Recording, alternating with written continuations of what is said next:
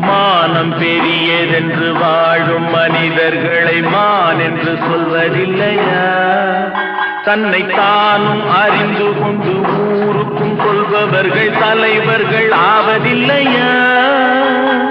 மானம் பெரியதென்று வாழும் மனிதர்களை மான் என்று சொல்வதில்லையா?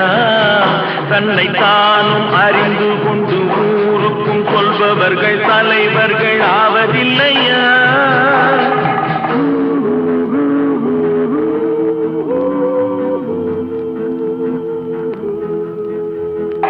உன்னை அறிந்தால் நீ உன்னை அறிந்தால் உலகத்தில்